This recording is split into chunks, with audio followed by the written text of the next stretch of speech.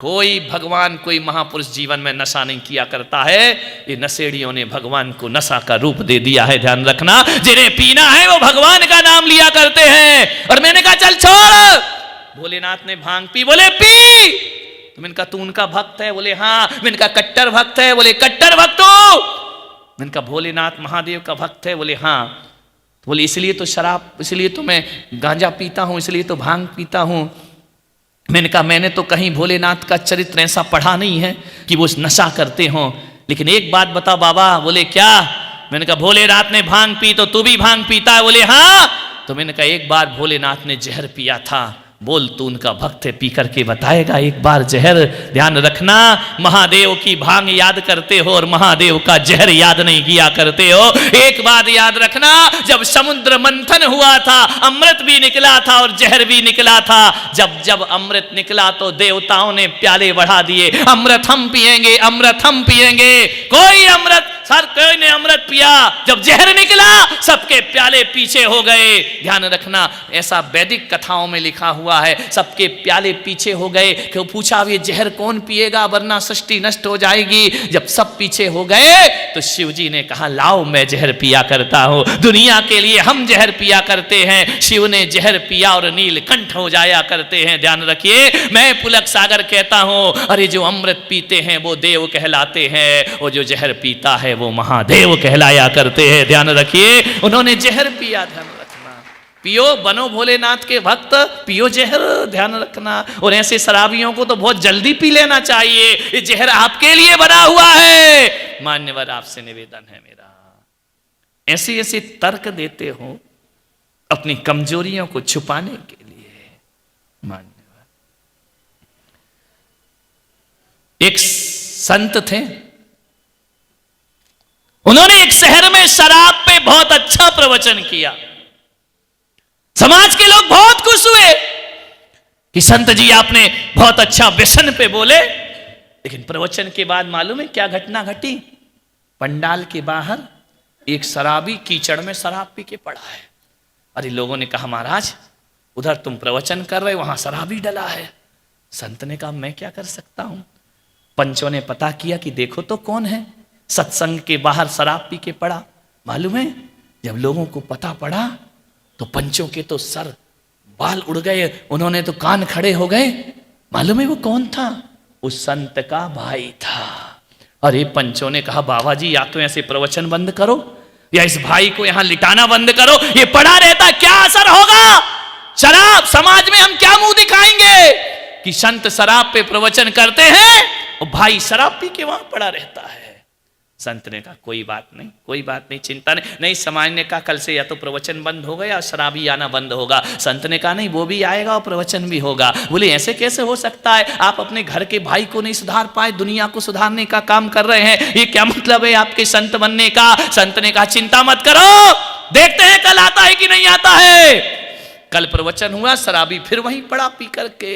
संत से कहा भाई संत जी बहुत इज्जत खराब हो रही है समाज की, आप बंद करो ये प्रवचन। संत ने कहा नहीं, वो शराब पी के पड़ा है और मैं मानता हूं कि मेरा भाई है, लेकिन एक बात याद रखना, जो काम मैं कर रहा हूं वही काम वो कर रहा है। अरे लोगों ने कहा कि तुम भी पीते हो क्या बाबा जी? बोले नहीं मैं पीता नहीं हूं, लेकिन प्रवचन वो भी कर रहा, प्रवचन मैं भी कर रहा हूं। नांदगांव वालों एक बात ध्यान रखना, संत ने कहा कि मैं लोगों को बोल बोल के सुधारता हूँ, मैं लोगों को बता बता के सुधार रहा हूँ और वो लोगों को दिखा दिखा के सुधार रहा है। ध्यान रखना, मैं थ्योरी हूँ, वो प्रैक्टिकल है। वो कह रहा देखो शराब पियोगे तो जिंदगी में ये दशा हो जाए, वो प्रैक्टिकल है, वो प्रैक्टिकल दिखा रहा। एक शराब पीना वाला भाई नाली के किनारे पड़ा रहता है और प्रवचन करने वाला भाई सिंहासन पर जाकर बैठकर उपदेश। उसके बाद भी तुम ना सुधरो तो तुम्हारे जैसे घृतराष्ट्र दुनिया में कोई और नहीं हो सकते। एक आदमी बहुत बीमार हो गया, मुल्ला नसरुद्दीन ने शराब पी ली, शराब के नसों में दूध हो गया, सूख के कांटा हो गया। बीमार था, मालूम है इतना बीमार कि शराब से उसका जीवन बर्बाद हो गया। मान्यवर, एकाग्रह बड़ी विनम्रता से कर रहा हूं। जीवन को इतना पवित्र बनाना, जब गंदे मंदिर में, जब गंदे स्थान पर तुम बैठना पसंद नहीं करते हो, तो गंदे मंदिर में भगवान बैठना कैसे पसंद करेगा। अब देह के देवालय को इतना पवित्र बनाओ कि इसमें परमात्मा आकर बैठे। वैदिक परंपरा में कहा कि विष्णु जी क्षीर सागर में लेटे हुए हैं, शेष नाग की शैया पर। ध्यान रखना। पूछा गया कि इसका मतलब क्या है, तो बोले इसका मतलब यही है, जो अपने हृदय को क्षीर सागर जैसा पवित्र बना लेता है, वहां परमात्मा आकर विश्राम किया करते हैं। ध्यान रखिए, जो अपने मन को क्षीर सागर सा पवित्र बना लेगा, भगवान उसमें विश्राम किया करते हैं। मालूम है, माता के 16 स्वप्न में क्षीर सागर आता है। भगवान कभी गर्भ में नहीं आए, लेकिन 16 स्वप्न में क्षीर सागर है।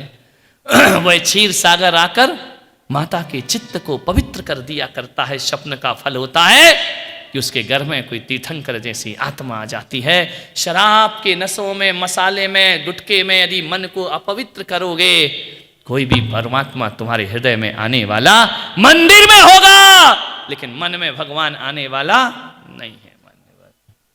एक निवेदन है, एक जगह पार्टी हो रही थी। डायोजनीज एक विदेशी फिलॉसफर है, वह भारत आया और उसके स्वागत में विदेश से शराब मंगाई गई। उसका पैमाना भरा, डायोजनीज ने देखा, शराब का पैमाना फेंक दिया। भारतीय लोगों ने सोचा यार कुछ कचरा मचरा आ गया होगा। दूसरा पैमाना भरा, उसने देखा, फेंक दिया। तीसरा पैमाना भरा, उसने देखा, फेंक दिया। भारत के लोगों ने कहा इतनी महंगी शराब आप इसे ऐसे फेंक रहे मिट्टी में, इसमें क्या है, कोई कचरा है, गंदगी है? मालूम है, डायोजनीज ने कहा पागलो, तुम कह रहे इसमें कचरा है, गंदगी है, अरे शराब में अच्छाई कौन सी है वो मैं देख रहा था। ध्यान रखना, तुम तो गंदगी की बात करते तो खुद गंदी है। तो बोले आपको नहीं पीना तो मत पियो, मिट्टी में क्यों मिला रहे हो? मालूम है, भारत के लोगों से उस डायोजनीज जैसे फिलॉसफर ने कहा कि इसके मिट्टी में मिलाना बहुत जरूरी है।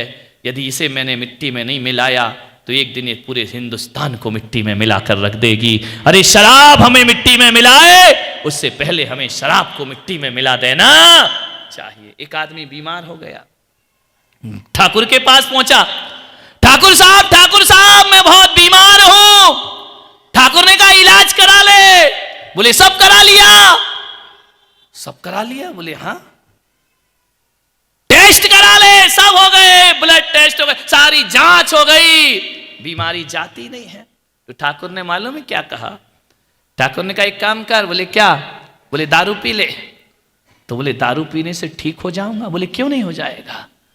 बोले ठाकुर साहब आप भी कैसी बातें करते हो, जिंदगी में मैंने शराब को हाथ नहीं लगाया और आप कह रहे शराब पी ले तेरी बीमारी चली जाएगी। ठाकुर ने कहा बिल्कुल गारंटी से तेरी बीमारी चली जाएगी। बोले चली जाएगी, कैसे गारंटी ले रहे हो? ठाकुर ने कहा मुझे देख, मुझे देख। जब दारू पीने से मेरी ठकुराई चली गई तो मूर्ख तेरी दो कौड़ी की बीमारी नहीं जाएगी? अरे पी ले दारू, बीमारी भी जाएगी और तू भी दुनिया से चला जाएगा। ध्यान रखना, हरियाणा में शराब पे पाबंदी लगी, 6 महीने बाद सरकार को हटाना पड़ी। क्या करें, सरकार भी क्या करे, पीने वालों की जमात लगी हुई है। ध्यान रखना, जैसे ही बंद करते शराब और महंगी हो जाया करती है, ब्लैक में बिकना प्रारंभ हो जाया करती है। गुजरात में शराब पाबंदी है, ब्लैक में बिका करती है। ध्यान रखना, क्या करे सरकार, पीने वालों की जमात लगी है। मालूम है हरियाणा में पाबंदी लगी, महिलाओं ने आंदोलन छेड़ दिया, सड़कों पे उतर आई महिलाएं, डंडे लेकर उतर आई, सब शराब की दुकानें तोड़ दी, शराब की बोतलें तोड़ दी। वहां के मुख्यमंत्री को शराब पर पाबंदी लगाना पड़ी। 6 महीने बाद पाबंदी हटाना पड़ी। क्या कर सकते हैं? बोले क्यों? बोले जो बाहर से बिक रही थी वो पीछे से बिकने लगी है, धनो दिन ब्लैक में शराब बिकने, कमाई हो गई दारू के ठेकेदारों की। मालूम है, दो बैठे थे शराबी, उनने कहा यार जब से शराब पे पाबंदी लगी है तब से मन ही नहीं लगता है, क्या करें, अपन काम क्या करें। शराबी थे, बोले करें क्या, बोले यार एक महिलाओं का सत्यानाश हो जाए, इन्होंने हमारी शराब बंद करा दी है, अब जिए तो कैसे जिए। तो मालूम है दूसरा शराबी कहता अब क्या करेगा बेटा, सरकार ने पाबंदी लगा दी है, राम राम बोल, भगवान का राम का नाम ले, और क्या कर सकते हैं। बोले यार बहुत कोशिश करता हूं। बोले क्यों, बोले जब भी बोलता हूं राम राम मुंह से रम ही रम निकलता है, राम तो निकलता ही नहीं। जिसने जिंदगी भर हराम की खाई वो राम का क्या जाने। ध्यान रखना, मान्यवर, सोचना है, विचार करना है।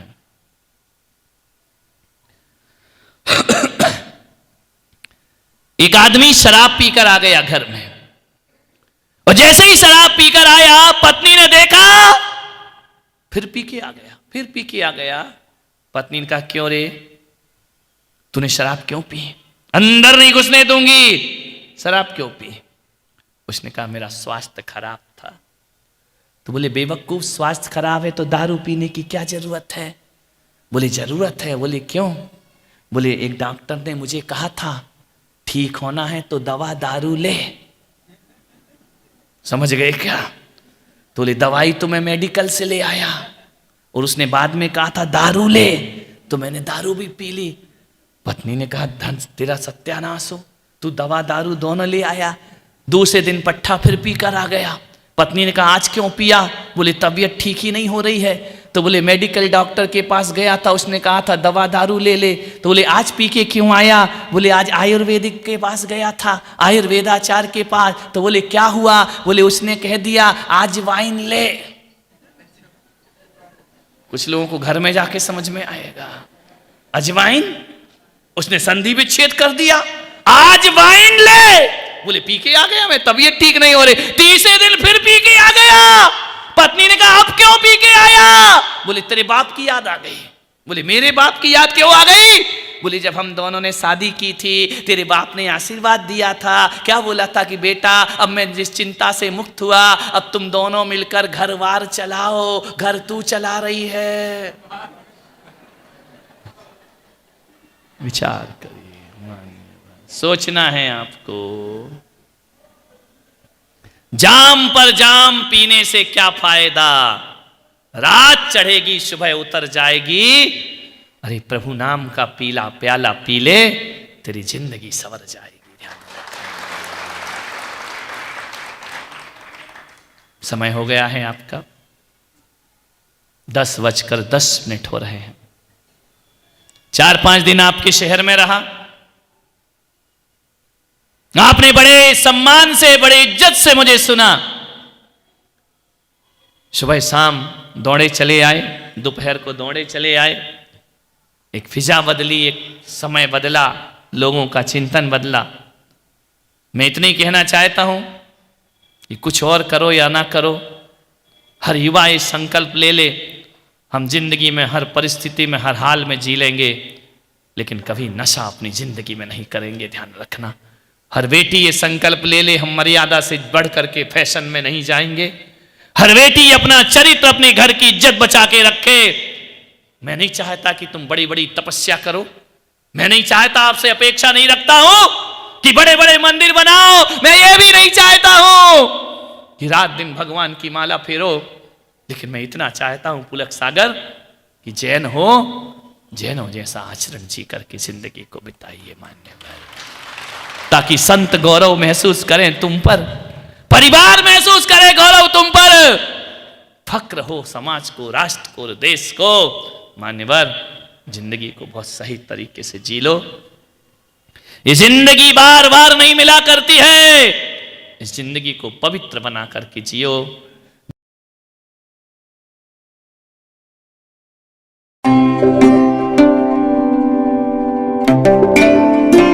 वक्त का इंतजार मत करो, समय ने किसी को मौका नहीं दिया है, वरना लोग क्या क्या सपने देख रहे थे। रावण ने भी तुम्हारी तरह सोचा था कि स्वर्ग की सीढ़ियां बना दूंगा, यहां से स्वर्ग जाने के लिए लोगों को मरना नहीं पड़ेगा। सीढ़ियां बनाने का स्वप्न देखा था, हीरे मोती की सड़क बना दूंगा। कितने स्वप्न देख रहा था रावण, मौत को जीत लूंगा, यमराज को परास्त कर दूंगा। लेकिन काल बलि का गाल पर जब पड़ता है एक चांटा, सोने की लंका वाला मिट्टी के ढेर में दिखाई दिया करता है। कितने आए इस दुनिया में जिन्होंने इस दुनिया को जीतने का प्रयास किया, कितने आए इस दुनिया में जिन्होंने यहां हुकूमत करने का प्रयास किया। ध्यान रखना, जिन जिन ने प्रयास किया वो काल के गाल में समा गए। ध्यान रखना, किस अकड़ में घूमते हो। मौत ने जमाने को वो समा दिखा डाला, वो कैसे कैसे रुस्तमों को खाक में। किस का स्वप्न देख रहे हो, है तो कुछ नहीं, लेकिन आशा तृष्णा ना मरी, मर मर गया शरीर।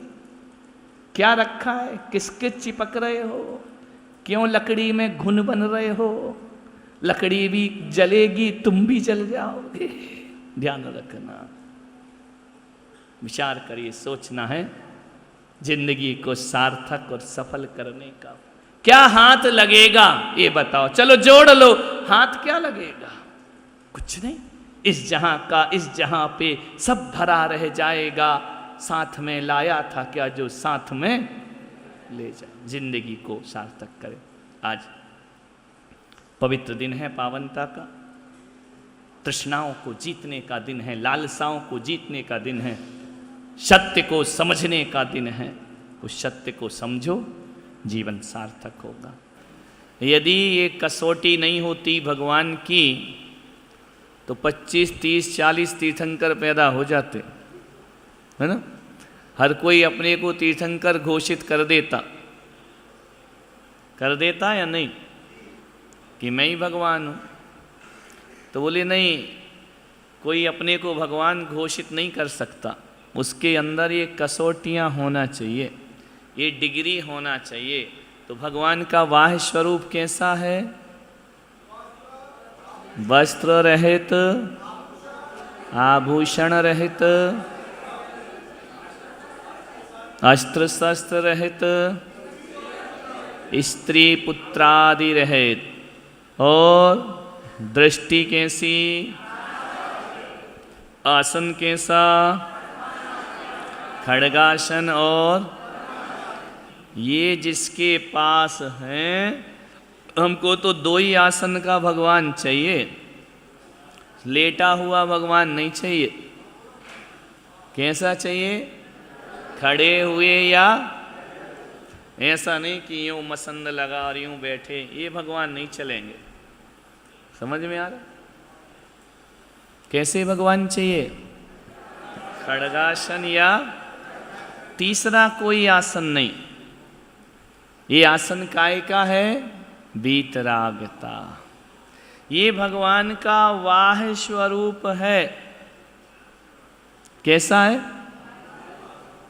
देखो, यदि भगवान ऐसे हाथ पर हाथ रखकर बैठे हैं, उल्टे हाथ पर कौन सा हाथ है, क्यों,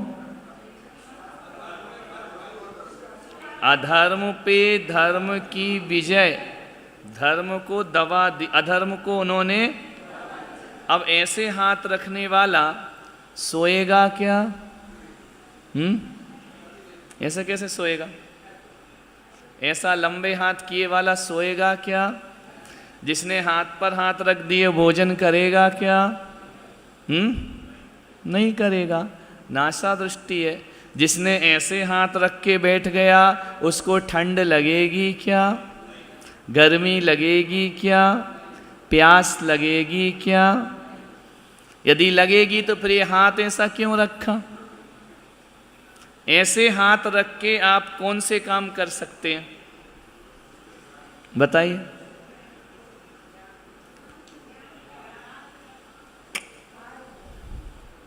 कार्य, दैनिक कार्य कौन सा कर सकते। यदि आपको बोले कि आप पूरे दिन ऐसे बैठे रहो, तो अब आप दैनिक सांसारिक कौन सा कार्य कर सकते हैं, कुछ नहीं कर सकते, कुछ नहीं कर सकते। इसका मतलब कृतकृत्य हो गए। कैसे हो गए? अब उनको कुछ भी करना शेष नहीं। आप ऐसे बैठे, इसमें तो सब कुछ कर सकते हो, पैर हिला सकते हो, ऐसा कर सकते, वैसा कर सकते, नजरें घुमा सकते हो। उनकी नजरें घुमाने का मना कर दिया। कैसी है? दृष्टि नासा पे धरे, यहाँ वहाँ देखने का ही नहीं। समझ में आ रहा? अपन क्या कर सकते हैं? इस चेयर पे बैठ के सब कुछ, खुजली कर सकते हैं, ये कर सकते हैं, ऐसा कर सकते, पैर हिला सकते हैं, सिर हिला सकते, टिक सकते, वो नहीं कर सकते उस मुद्रा में। समझ में आया? इसका मतलब कर नहीं सक रहे हैं या हो नहीं रहा है? बोलो। होता नहीं है। इन सब क्रियाओं से वो रहित हो गए हैं, है ना? कैसे हो गए? आपको सीधा खड़ा कर दिया जाए, बोले अब पूरी दैनिक क्रियाएं करो खड़गासन में, कैसे करो? तो इस दो मुद्रा का नाम है कृतकृत्य। समझ में आ रहा? कुछ भी नहीं करना उनको। समझ आया? ये भगवान का कौन सा स्वरूप है? वाह स्वरूप। अब देखें, क्या भगवान भीतर से भी कुछ स्वरूप है उनका? ध्यान रखना, यदि भीतर से नहीं होगा तो बाहर भी नहीं होगा, है ना? तो भीतर से क्या स्वरूप है भगवान का? 18 दोषों से रहित हैं। अब पक्की कसौटी है, अब वो भगवान माने जाएंगे, अब उनको डिग्री मिलेगी भगवान की। अकेले ऐसे तो तुम भी बैठ सकते हो आधे 1 घंटे पद्मासन में, खड़े तुम भी हो सकते हो, तो क्या भीतर की चीजें हो गई आपके अंदर? नहीं हुई। आधे घंटे 1 घंटे बाद आप फिर चेंज हो जाएगी पोजीशन, उनकी कभी नहीं होती, है ना? अब वो भीतर से भगवान कैसे हैं? और बाहर का तो स्वरूप समझ लिया। भीतर से भगवान 18 दोषों से रहित हैं। कितने दोषों से? 18 दोष रहित जिनवर अरिहंत देव को नमस्कार। पढ़ते हैं कितने दोषों से रहित हैं? जो 18 दोषों से रहित हो जाएगा उसको अरिहंत की डिग्री मिल जाएगी। उसके पहले यदि तुमने अपने को लगाया अरिहंत शब्द तो आप वैलिड नहीं हैं, है ना? आप प्रमाणिक नहीं हैं, आप हमारे अरिहंत नहीं हो सकते। क्लियर हुआ? तो जिससे जो 18 दोष से रहित हो गया ना, उससे बड़ा ज्ञानी कोई नहीं, उससे बड़ा शक्तिशाली कोई नहीं, उससे बड़ा सुखी कोई नहीं, उससे बड़ा दातार कोई नहीं, उससे ज़्यादा शुद्ध फिर कोई और। अशुद्ध किससे? हम दोषों से, है ना? और वो कैसे हो गए? दोषों से रहित हो गए, शुद्ध हो गए। मालूम है अशुद्ध आत्मा कौन? जो 18 दोषों से सहित है। शुद्ध आत्मा कौन? जो 18 दोषों से रहित है, वह शुद्धात्मा है। अपन लोग शुद्धात्मा हैं क्या? बोलो। क्यों? अपने अंदर क्या है? देखो अपनी क्या आदत है और भगवान की क्या आदत है। अपन लोग जानते बहुत कम हैं, जानते देखते बहुत कम हैं, पर राग द्वेष बहुत करते हैं। इसको बंद कर, आवाज आ रही है। अच्छा उसमें उसकी आवाज बंद कर, रिपीट होता है। अपना जीवन कैसा है? जानते तो बिल्कुल कुछ नहीं, लेकिन राग द्वेष कितना करते हैं? बहुत ज्यादा, अंतहीन। जानते राई भर हैं और राग द्वेष कितने हैं? पहाड़ भर। और भगवान जानते पहाड़ भर हैं, राग देश बिल्कुल नहीं। समझ में आ रहा कि नहीं आ रहा? क्लियर हो रहा? अपन को ये नहीं मालूम है, यदि पलट के ना देखो तो पीछे चुपचाप कोई आके बैठ जाए, इतना भी ज्ञान नहीं है कि कौन बैठा है क्या? नहीं है ना? लेकिन राग देश कितने हैं? पहाड़ बराबर। ज्यों ज्यों ज्ञानी होगे त्यों त्यों राग देश मिटेगा। समझ में आ रहा? ज्यों ज्यों अज्ञानी रहोगे त्यों त्यों राग देश। और भगवान कितना जानते हैं?